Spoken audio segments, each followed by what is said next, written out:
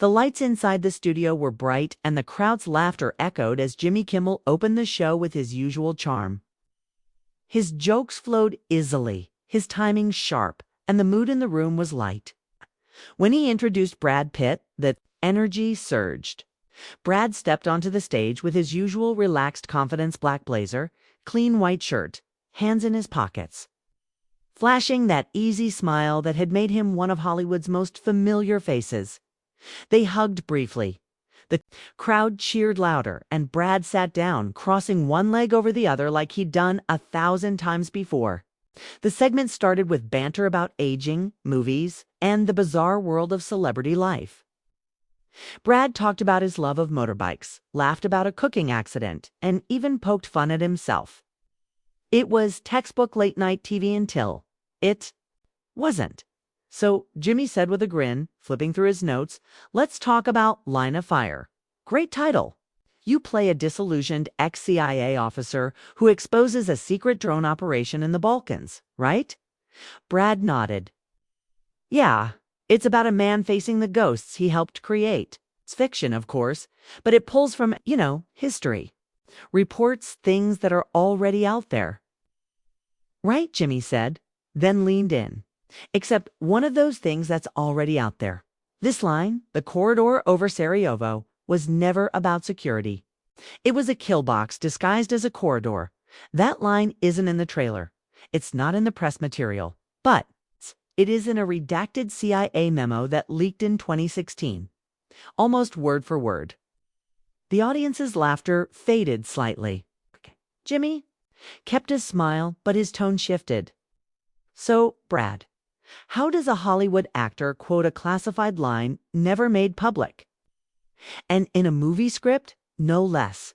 Brad blinked. His expression froze for a moment. The studio lights seemed suddenly hotter. He looked at Jimmy, then down at his shoes. The camera zoomed in, catching the subtle tension in his jaw. "That line wasn't supposed to be aired," Brad said quietly. Jimmy leaned back. "But you filmed it. Someone wrote it. Where did it come from?" Brad looked at the audience, then at the cameras. For a moment, it felt like he wasn't in a studio anymore. His voice dropped lower, firmer. "You don't know what you're playing with, Jimmy." There was a pause. "A long one. Is that a threat?" Jimmy said, trying to laugh it off. But the nervous edge in his voice was clear. Brad leaned forward, unhooked his microphone, and placed it gently on the desk. "No," he said, standing up. "It's a warning." He walked off the stage. The crowd was silent. The band didn't play. Jimmy looked off camera in confusion. "I guess that's all the time we have with Brad Pitt," he said, forcing a laugh. The segment ended early. Commercials rolled. But it was too late. The clip had already been captured, uploaded, and shared. Within the hour, Brad Pitt walks out. On Kimmel was trending worldwide. Millions watched and rewatched the moment. Online forums exploded with theories. Some thought it was a publicity stunt. Others said Pitt was hiding something or exposing something bigger. But the most unsettling voices were the ones connecting it all. They pointed to Line of Fire's script, to its accuracy, to the fact that some of the lines matched redacted intelligence documents, and to the strange fact that the film's screenwriter, Nathan Kell, had once worked for the CIA before vanishing from public life in 2016. Someone posted a screenshot of the leaked memo from years ago. The exact line Jimmy quoted was in a redacted, but still visible. Commenters began comparing scenes from the film's trailer with footage and rumors from classified operations in Eastern Europe, especially Sarajevo. Then came a second wave. A user with an anonymous account posted a thread claiming that Brad Pitt wasn't just an actor doing research, he had been present in Bosnia during the early 2010s under a UN program for cultural diplomacy. He had traveled to several conflict zones and met with intelligence officials as part of peace initiatives. According to the post, Brad had witnessed something: a massacre, a drone strike, a cover-up. And Line of Fire was more than a movie. It was a message. The story picked up traction. Journalists started digging. Political analysts debated the implications on news panels. Some tried to dismiss it as Hollywood conspiracy nonsense. Others weren't so sure. Late that night, Brad's publicist released a vague statement.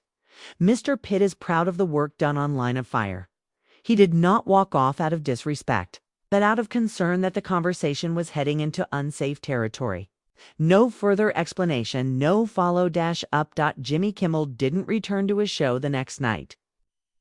A guest host appeared instead, saying Jimmy had fallen ill. No mention of Brad, no reruns of the interview. But by morning, the questions were louder than ever. What did Brad Pitt mean when he said, "You don't know what you're playing with"? Who fed Jimmy Kimmel that quote? And what was really buried inside Line of Fire? The world wanted answers, and someone somewhere wanted them silenced. By sunrise, the internet had split into factions. On one side were those who believed Brad Pitt had simply overreacted. On the other were people who dug deeper, pulling screenshots, timelines, and documents, asking dangerous questions. Some users noticed that the line Jimmy quoted about the Sarajevo corridor matched almost exactly with a passage from a 2016 CIA leak posted on WikiSecure, a now-defunct encrypted siteband in the U.S. Others pointed out that the movie's screenwriter, Nathan Kell, had been a Pentagon advisor until he disappeared from public life without explanation. But while the public argued online, one person wasn't waiting for answers. Lena Morales, an investigative journalist working out of London. She had seen enough strange leaks and quiet disappearances to recognize a pattern. She remembered the Sarajevo memo. She had helped redact part of it when she was freelancing with an EU transparency watchdog. And she knew that line about the kill box disguised as a corridor wasn't supposed to exist anymore. She stared at her screen. Watching the clip of Brad walking off Jimmy's show for the third time, he looked scared, not angry, not arrogant, just scared. She picked up her phone and called a contact she hadn't spoken to in 5 years, Paul Reyes, a former intelligence analyst who now taught journalism ethics in Berlin.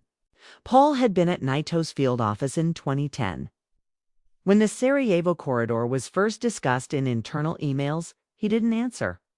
Instead, a text appeared 5 minutes later. "Do not call again." "They're listening."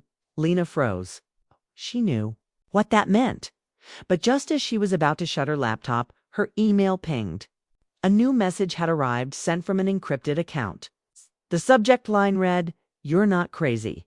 Line of Fire equals coded testimony." Attached was a single image page from the original Line of Fire script. It had handwritten notes on the side in red ink. One note read, "Scene 42. Remove for legal exposure matches. Ops log detail. Confirm with Brad."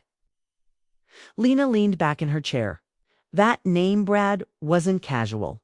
It was confirmation. Brad hadn't just acted in the film. He had shaped it. He'd added lines someone else wanted removed. Lines that matched a blacked-out CIA op log. She emailed her editor, but the message bounced. Their internal server was under maintenance. She tried calling. No answer. Her phone rang instead. An unknown number. "Morales," she answered, forcing her voice to stay calm. A woman replied, her voice sharp, low, and fast. "Do you want to know what happened? In Sarajevo, stop looking at Pitt. Look at who funded the film. You've got 72 hours before the blackout. Start with the Ministry of Culture grant in Croatia. Search Cultural Front Project Lazarus. That's where the money moved." The line cut off. Lena sat frozen for a moment, then opened a private browser and searched the name, Project Lazarus. It took her into a rabbit hole of NGOs, grant programs, and offshore film investments.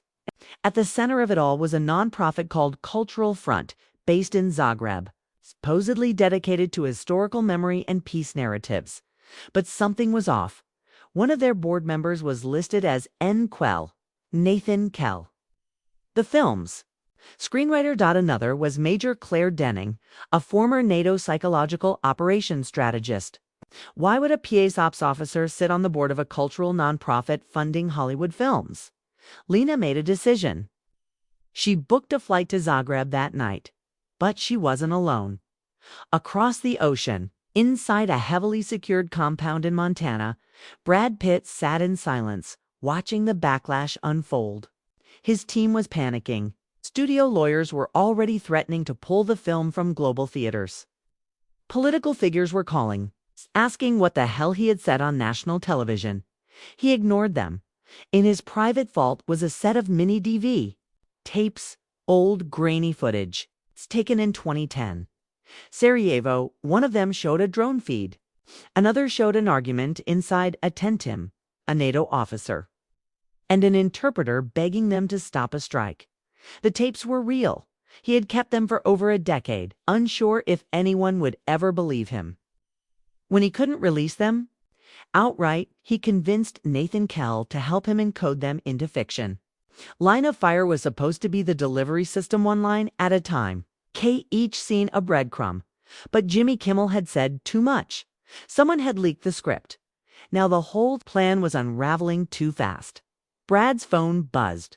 A message from an unknown sender. Your warning didn't work, Fave. If Morales finds the Lazarus archive, she dies. Brad clenched his jaw. He stood, walked to the vault, and pulled out the tapes. The war had never ended. Had just moved to the screen, and now the screen was breaking. The streets of Zagreb were quiet, colder than Lena expected. She walked fast through the narrow alleys, her coat tight around her and a small camera hidden in her bag. The city looked peaceful, old stone buildings, cafes, couples laughing, but she knew behind those walls someone was watching. She arrived at the address listed for Cultural Front. It was a small 2-story office near the city center. No guards, no cameras, just a white metal door and a buzzer. She pressed it. No answer. She pressed again. Finally, a voice crackled through. The intercom appointment. Coy from the London Observer, she said calmly. I emailed yesterday, looking for Ms. Denning. A pause. Then the door unlocked. Inside the air was dry, the hallway plain. No pictures, no posters. A young man in a black sweater led her upstairs. Claire Denning stood by the window, staring out over the rooftops. She was in her late 40s, tall, sharpened, her voice clipped like a soldier who never stopped giving orders. I know who. You are Ms. Morales, she said without turning. And I know what you're here to find. Lena stayed quiet. Denning turned and looked straight at her. Let me guess. You think Cultural Front is a front? That we used art grants to hide? War records, embed truths in fiction, and wash blood through camera lenses. Lena gave a half smile. Am I wrong? Denning laughed, once. Only about the word wash. We exposed what couldn't be published. That was our job. Fiction protects fact. Lena pulled out her phone. Then tell me what Project Lazarus was. Denning hesitated. Then she walked to her desk and unlocked a drawer. She pulled out a thin folder and handed it over. Inside were financial records, grants, production budgets, and travel receipts. But all were labeled with code names. Operation Vault, Delta 6, Pitt C3. These aren't film expenses, Lena said. They're movements, Denning replied. Movements of people, of footage, of memory. Lena looked up. Brad Pitt was part of this. Denning nodded. Wasn't supposed to be, but he saw too much. Sarajevo wasn't just about drones. It was a weapons test zone. The corridor was created to test facial recognition drones on live targets, refugees, children, civilians. Lena felt her stomach turn. You're telling me Line of Fire is a true story? It's worse, Denning said. It's only part of it. Just then, Lena's phone buzzed an encrypted message from her burner device. A single line, Brad is on the move. NYT leak, imminent. Get out. She stood up. They're going to bury this. Denning didn't answer. Instead, she reached into her coat and handed Lena a USB stick. Everything is on this. The original Sarajevo tapes. The mission logs. The audio from the NATO tent. But if you publish it alone, you won't make it home. Then help me, Lena said. I already have, Denning replied. That door leads to the alley. Your flight leaves in 4 hours. Don't use taxis. Don't use Wi-Fi. And whatever happens, don't call Brad." Lena left without another word. Back in the U.S., Brad Pitt was already in motion. He drove alone through a back road in Montana, the tapes hidden in a metal case beside him. He was heading to a contact-hand editor at the New York Times he trusted, or used to. He stopped at a diner and checked his secure phone. 3 missed calls, all unknown. Then a fourth came in. No ID. He answered, a distorted voice spoke. "The Lazarus file has left Zagreb. She's heading to Frankfurt." Brad froze. "Is she safe?" "For now, but they've activated Shadow Unit." "Jesus Christ," Brad muttered. "She doesn't even know what she's holding." "She knows enough," the voice replied. "But if she uploads that file, it's not just your name on the list. It's Kel's, it's Myra's, and it's yours." Brad sat still, watching the road. Then he said, "Good." He ended the call. In Frankfurt, Lena's plane landed just before midnight. She didn't go through the main exit. Contact met her near baggage claim, a quiet woman named Irena, who wore a red scarf and said almost nothing. They drove in silence to an old apartment above a bookstore. Inside, Lena plugged in the USB. The files began to open. It was all there. The drone feeds, the command logs, the classified NATO reports, and the full audio bradsvoice.com, and panicked all at once, pleading, "These aren't targets. They're children. We can't do this. It's the last file." Was a raw, uncut scene from Line of Fire, a scene that never made it to the final version. Brad stands in a field. Behind him, smoke rises. He turns to the camera and says, "You want the truth? You buried it, but you forgot I was watching." Elena stared at the screen. The time had come. Scu copied the files to a second drive and prepared the upload to 4 independent media outlets. But outside, under the glow of a street lamp, a black SUV pulled up. Shadow Unit had arrived. Lena didn't turn off the lights. That was the first rule she remembered from her early days working with whistleblowers. Darkness makes you a target. Keep the lights on, act normal, and move fast. She copied the last of the Lazarus files onto a clean drive, slipped it into a padded envelope, and sealed it with tape. Her hands were steady, but her heart was hammering against her ribs. Outside the bookstore apartment, the black SUV hadn't moved. She had 20, maybe 30 minutes. "Irana," she said softly, "do you still have access to the old RedNet relay?" Irana nodded. "Yes, but it's been dark for years. It's safe," Lena replied. "We need to go analog." While Irena packed up the laptop and burner, phones, Lena stuffed the USB into a hollowed-out book, The Art of War. She zipped it into her shoulder bag and took a long breath. Split route. Irana gave a tight smile. As always, they exited from the back stairwell through a narrow alley behind the bookstore. Rana took a right, disappearing into the maze of Frankfurt's old town. Lena went left, walking calmly, headphones in, coat loose. No eye contact, no phones. She boarded a tram heading toward the main station. In her bag was not just evidence, but something bigger: motive. The Lazarus files revealed not just what happened in Sarajevo, but why. The corridor wasn't a mistake. It was a test, coordinated operation between U.S. defense contractors and NATO intelligence to deploy experimental drone AI in live environments. The targets were meant to be low-risk, off-grid, unregistered, civilians essentially invisible to the system. But there had been witnesses: Myra Kovac, Nathan Kell, and Brad Pitt, and now her. As the tram neared the central station, Lena noticed the 2 men in black jackets, too well-dressed for the cold. No eye contact. One stepped off at the same stop she did. The other stayed behind. A tracking pair. She crossed through the station but didn't enter. Instead, she ducked into a bookstore cafe on the edge of the square, ordered coffee, and took a seat near the back. She opened her bag, took out the book, and slid it across the table to the young man sitting nearby. He was 20, maybe younger, nervous. but his laptop had a truth proxy sticker.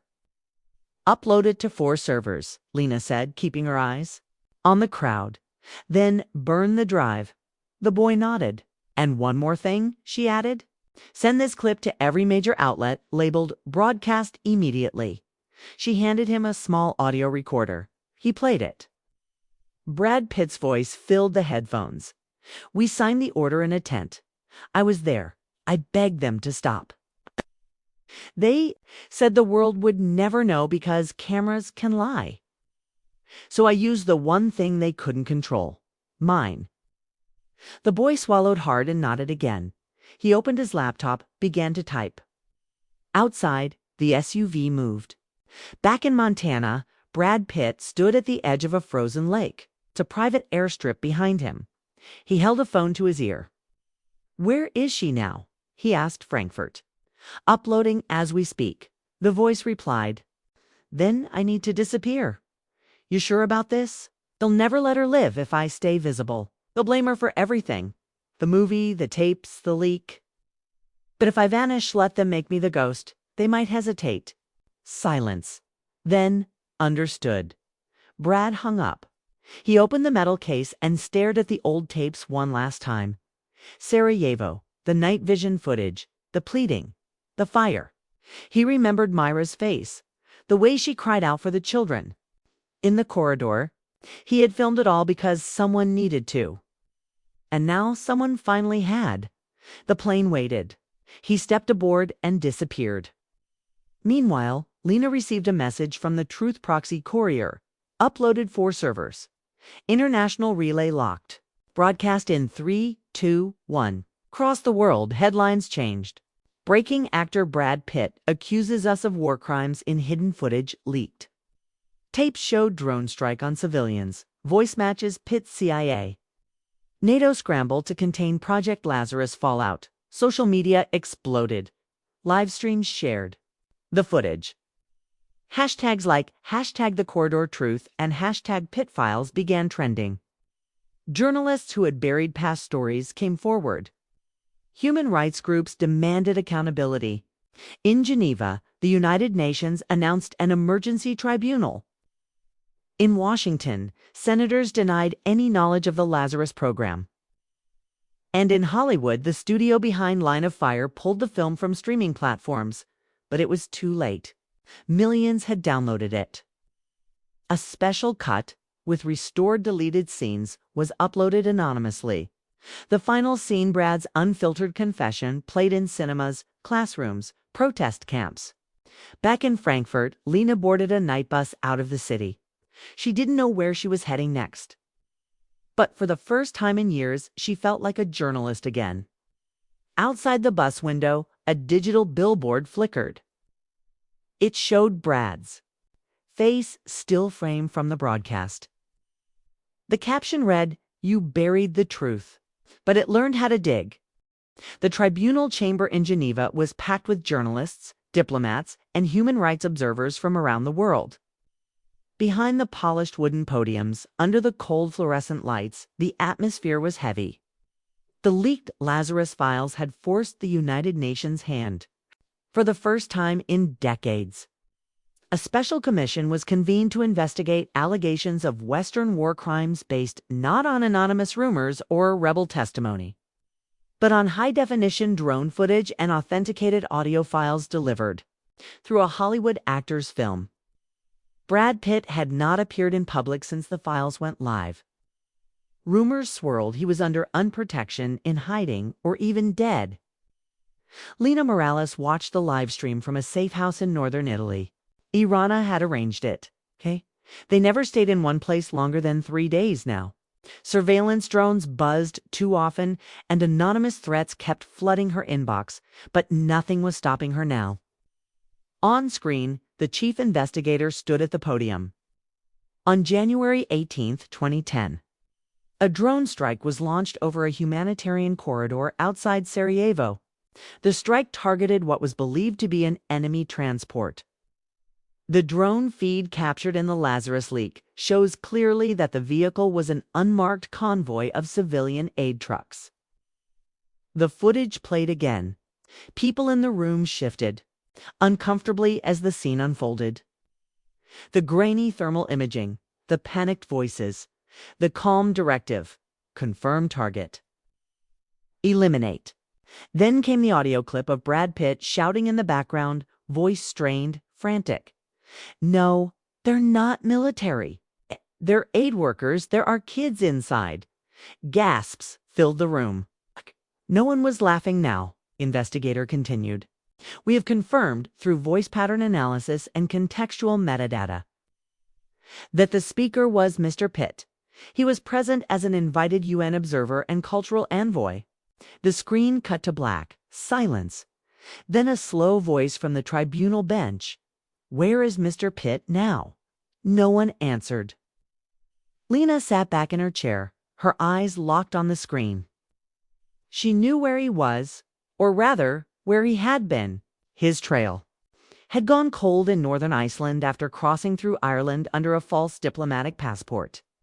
But even in hiding, Brad had made his message clear. He had spent years preparing the Lazarus Files, working with Nathan Kell, embedding truth in fiction, waiting for the right time to release it. The walkout from Jimmy Kimmel's show hadn't been a slip. It was a signal, a warning shot. He knew they were getting close. Now the world was catching up. But in Washington, panic was spreading. Behind closed doors, Senate leaders were locked in emergency meetings. Defense contractors whose names appeared in the Lazarus logs were shredding old contracts. Former CIA advisors were being questioned. A classified memo leaked that morning showed that U.S. officials had tried to intercept the Lazarus Files before.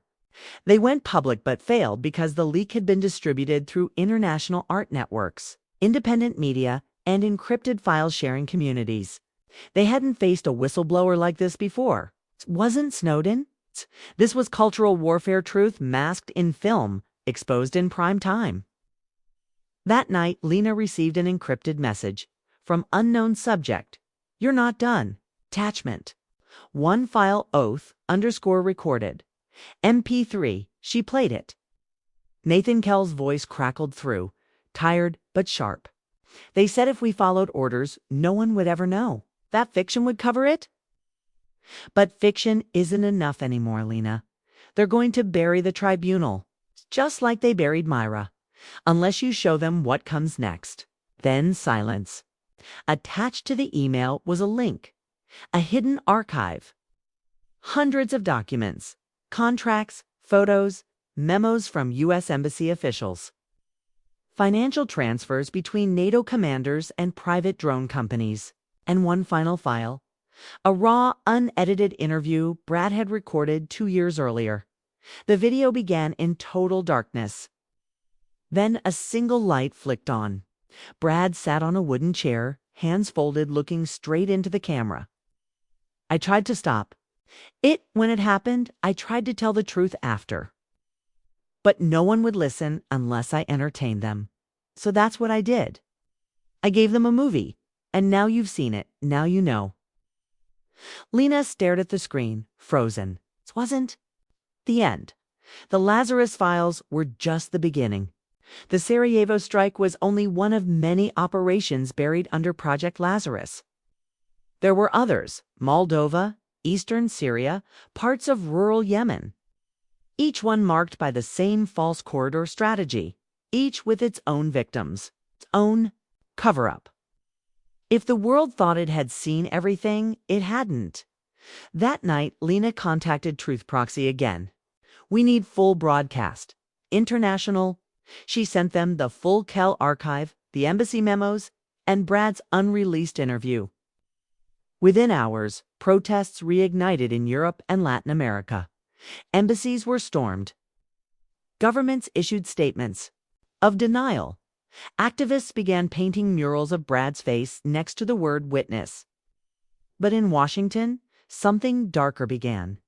The White House announced a new domestic information policy. The bill was called the Narrative Integrity Act. It gave government agencies power to monitor and flag disruptive fictional media as potential foreign propaganda. It passed in under 48 hours. Lena knew what that meant. They were coming.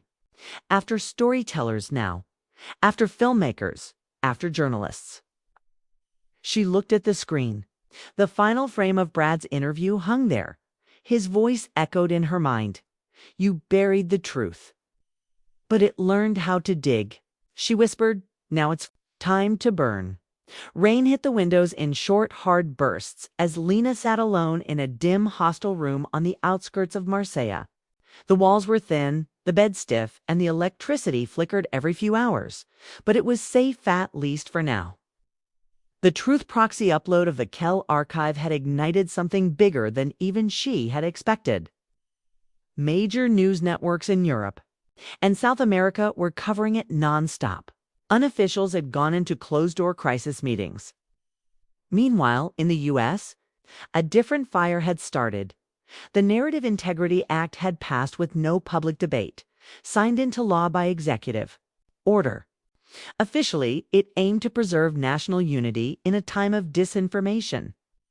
Unofficially, it was a legal weapon aimed directly at whistleblowers like non-cultural figures, like Brad. Independent news websites were being shut down. Digital filmmakers had their work erased from streaming platforms. Anyone sharing Lazarus material was flagged, detained, or disappeared. The message was clear. Truth wrapped in fiction was now classified as national threat. Lena turned on her cracked laptop. There was a new message waiting in her secure folder. Subject, final cut from B. It was from Brad. She hesitated, then opened it. The video started without music, without edits. Brad looked older, tired, but calm. He sat in what looked like an abandoned chapel stone walls, wooden beams. Dust hanging in the air like fog. They're going to try to erase it all, he said. Not just the footage, the memory. Say it was fake. They'll say I was fake. He paused. But there's one thing they can't erase. People who watched. People who felt something. You don't need credentials to see the difference between a drone feed and a massacre. You just need a conscience. He leaned forward. Lena, you were never the audience. You were the message. The Lazarus files were always meant to wake up someone like you. Then the video cut out. Lena sat back, stunned. Brad had been planning this for years, counting on a journalist with enough stubbornness and pain to carry the final weight. She wasn't the leak. She was the trigger. An alert popped on her screen. France declares Lazarus footage foreign misinformation. Interpol issues watch list for Lena Morales, Nathan Kell, and Brad Pitt. Her name was now on a global terror registry. Her passport was useless. Her old contacts stopped responding. And then came the worst news. Nathan Kell was dead, found in a safe house. Outside Quito, bullet to the head. No signs of forced entry. Labeled suicide. But Lena knew better. Within an hour, Kell's Truth Proxy accounts went dark. Their internal servers were scrubbed clean. Messages began circulating on encrypted boards. The Lazarus fire is dying. It's too dangerous to hold. Lena knew this was the last phase. They weren't just shutting down the truth, they were rewriting it. She opened a secure audio channel and called the one person she hadn't, yet Maya Brennan, a senior producer at a respected European news channel, who once published leaked footage of U.S. airstrikes in Syria. A woman with a reputation for not flinching. Maya, it's Lena. I have the last cut. There was silence. Then, if I air it, I'll be gone by morning. Then let me go instead, Lena said. Give me one live segment. Just one, no edits, no filters. And then I'll vanish, I promise. A pause. Then be at the Geneva studio by 3 a.m. I'll handle the rest.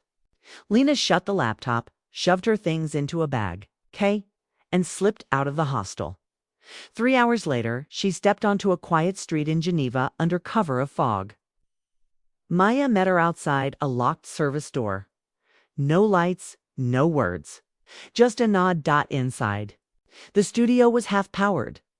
No makeup, no producers, no script. Lena sat in the anchor chair. A single camera rolled. Maya gave her a quiet countdown 3.2.1.1. We were told fiction wasn't real, that movies don't matter, that actors are just performers. But what if fiction was the only way someone could tell the truth? Her voice didn't shake. She looked straight into the camera. The world had changed. Not all at once, not in revolution, but in shadows, fragments, and the flicker of hidden screens. The Lazarus Files, once dismissed as an actor's stunt and a journalist's obsession, it's become something else. A quiet, persistent fire that refused to die. Governments tried to erase it. Networks were forced to retract. Officials denied involvement, claimed doctored footage, foreign interference. But none of it worked. The truth had leaked too far, too fast. And it carried something deeper than data memory, the kind that couldn't be erased by algorithms or court orders. In New Delhi, a student activist projected the Sarajevo drone footage onto the wall of a subway station. In Madrid, independent filmmakers reenacted scenes from Line of Fire, using street theater and handheld cameras. In Lagos, a hacked television, BROADCAST, aired Brad Pitt's confession on loop for 5 straight hours before being shut down. It didn't matter. The message had spread. Some called it the Lazarus Uprising. Others called it fiction's final war. But behind all the noise, somewhere in the silence, questions still remained. Where was Lina Morales? Where was Brad Pitt? Had they survived? No answers ever came. Until one afternoon, in a small village on the northern edge of Finland, a boy stumbled upon a weather-worn satchel buried under a tree. Inside it was a single object, an old video drive protected by a heat-trapped cloth. The boy brought it to his teacher, pressed it to a journalist she trusted in Oslo, and within days the final transmission went live. The screen turned. Black, then Brad's face appeared. Not in a studio, not in a film. Just a molder now, bearded, sitting near a fire in a dark cabin, staring directly into the lens. "If you're seeing this," he said, "they didn't stop us." His voice was slower, measured. "There's something they never understood, something all governments forget. Storytelling isn't a weapon, it's a mirror. And once people see themselves clearly in that mirror, they can't unsee it." He paused. "They thought if they erased Lena, the message would die. They thought if they painted me as a traitor, no one would listen. But you did. You watched. You remembered." Then he lifted a notebook. Inside were drawings, sketched maps, marked coordinates, handwritten names. Civilians, witnesses, survivors. "This," he said, "is the rest of Lazarus. The strikes they didn't admit. The files they never leaked. The ones Nathan Kell died. For," he looked into the camera one last time, "and now they belong to you." The screen faded to black. Within 24 hours, the notebook sketches were decoded and verified by grassroots networks across 15 countries. Within a week, independent journalists from Nairobi to Seoul began publishing companion investigations. Each one linked a fictional scene from Line of Fire to a real-world atrocity. Each one traced the fingerprints of governments who swore they had nothing to hide. But they couldn't bury fiction anymore. Because fiction had evolved. In Berlin, a memorial was unveiled, not marble, not bronze. Just a small digital wall that played scenes from Line of Fire translated into 50 languages. In Sarajevo, a mother laid flowers beneath a mural of Lina Morales holding a camera toward the sky. In Los Angeles, the studio that produced Line of Fire reopened under new ownership, an independent collective of whistleblowers, journalists, and filmmakers. They called it Red Frame Studios. Its mission was simple: use fiction to protect truth. And in a quiet corner of Alaska, a cabin window looked out over snow-covered trees. Inside, a single candle flickered. Next to it, an old typewriter sat on a wooden desk. A fresh sheet of paper had just begun to fill. The words read, "They buried the story, so I told another. No signature, no credit. Just the continuation of a resistance built not on weapons or politics, but stories. Because in the end, Brad Pitt had been right. You can kill a journalist. You can cancel an actor, but you can't silence a story that already belongs to the people.